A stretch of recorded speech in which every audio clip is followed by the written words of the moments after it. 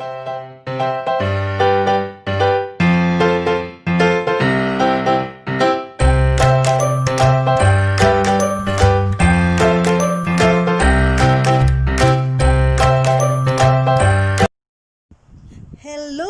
Magandang araw mga Kadorabel. So, welcome po sa aking YouTube channel, Day by Day Teacher the Explorer. So, unang video ko po ito na i-upload.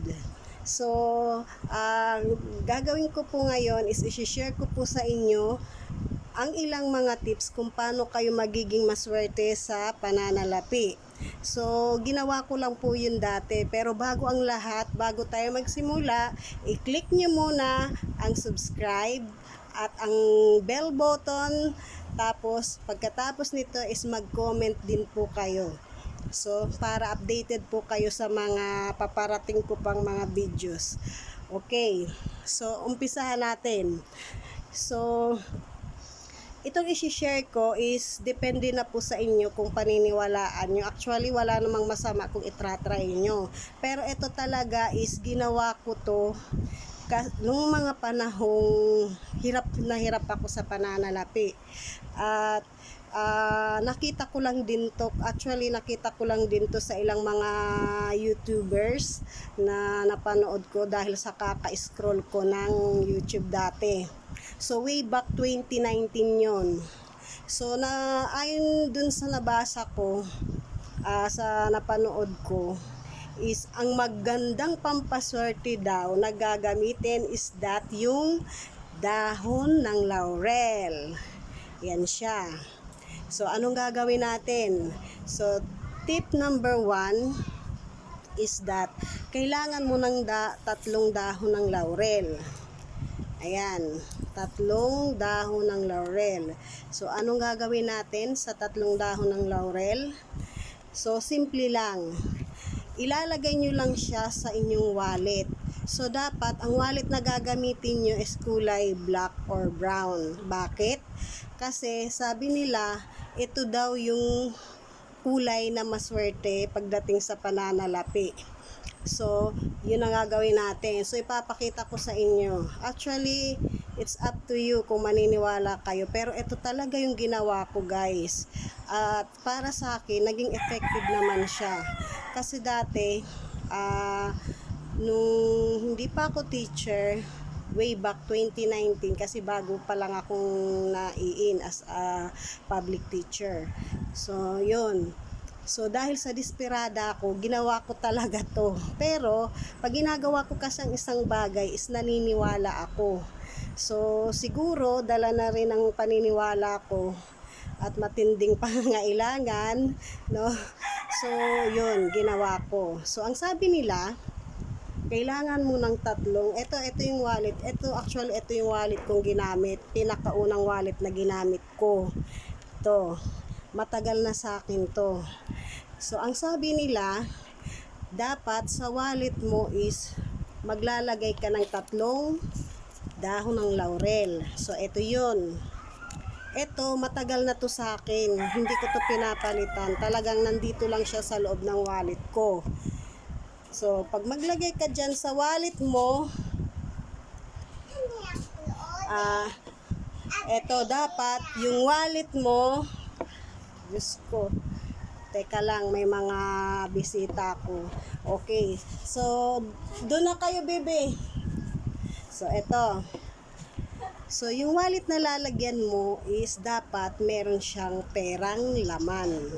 So, yung perang laman, hindi mo siya tatanggalin dyan. Or, ibig ko sabihin is that, lagyan mo lang siya ng pera, pero wag mo uubusin yung nakalagay doon. And then, second tips, kung maglalagay ka ng pera dito is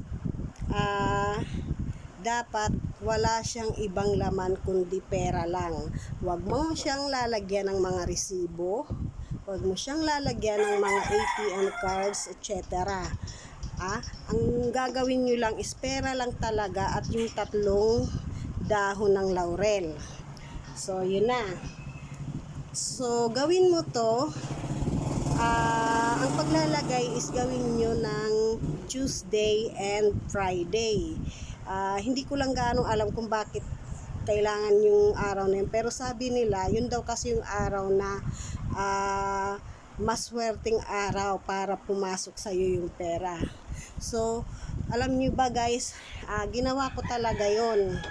So, ang nangyari, kasi nga dati, talagang nawawalan talaga ako ng pera. Halos, kung kani-kanino ko umuutang para lang magkaroon ako ng pera. So, anyway, mula nung ginawa ko to, sa totoo lang, hindi ako naubusan ng pera.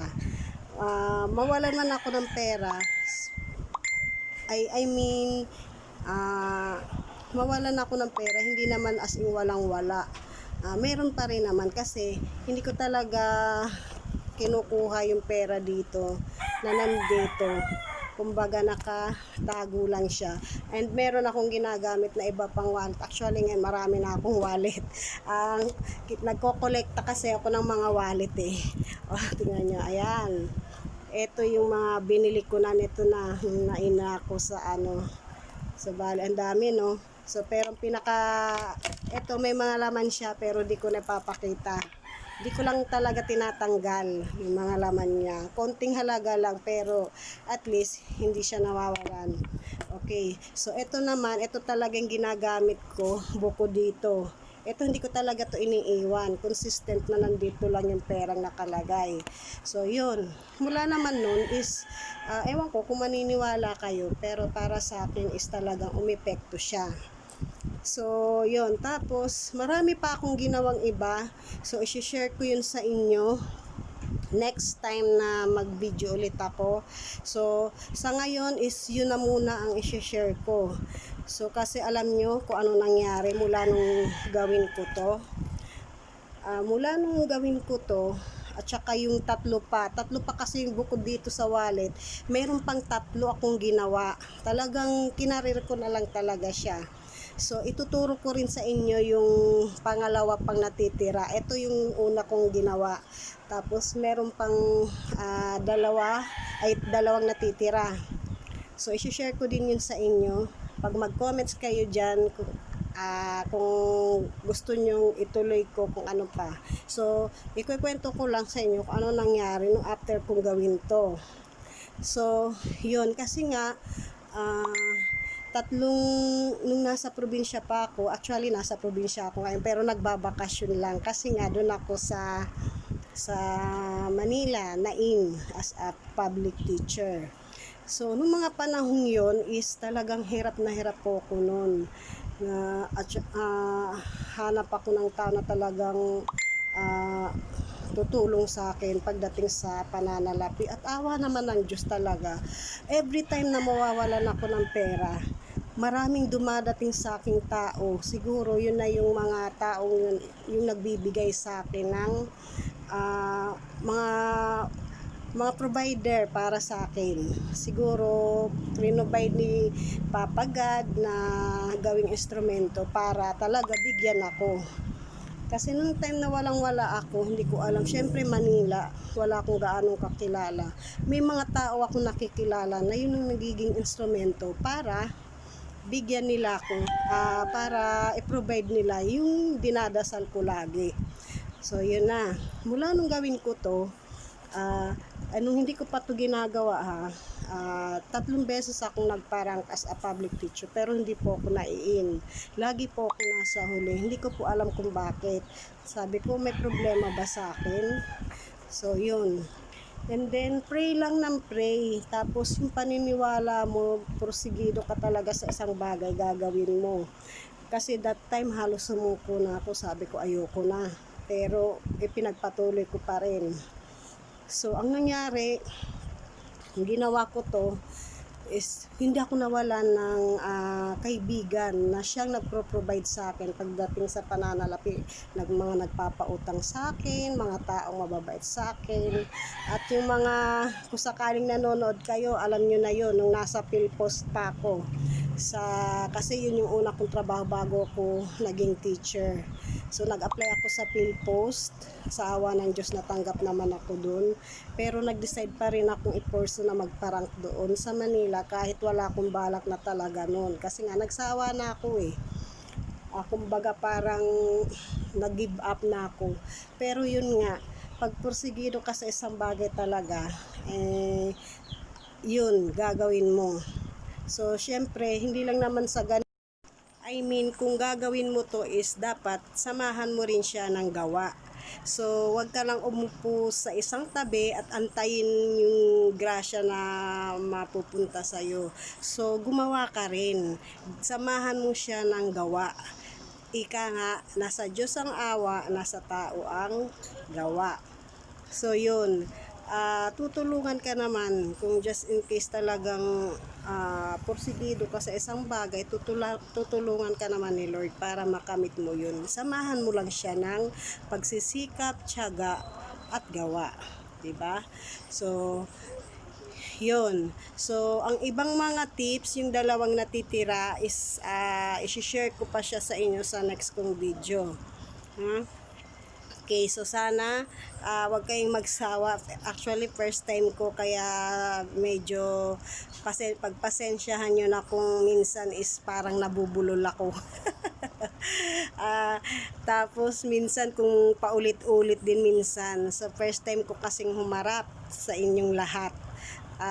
Sanay lang ako yung mga bata lang, pero pag kayo na buong mundo na. Wow, buong mundo talaga. As in talagang maraming manonood sa akin. Malay mo ba ako mag-viral, di ba? Positive thinker ako eh. Okay, so yun po, sa susunod ko pong video is i-share ko sa inyo yung pangalawa kong ginawa. Ano nga ba yun? So, antabayanan nyo ang next video ko. So, wag kayong makakalimot na i-comment kung gusto nyong marinig yung pangalawang video ko, and then paki-click na rin po ng like button, and then like pala, paki-click po, and then yung bell button, and then subscribe. So mga Kadora Bells, hanggang dito na lang muna. Antabayanan nyo na lang po ulit yung susunod kong mga videos. Bye bye.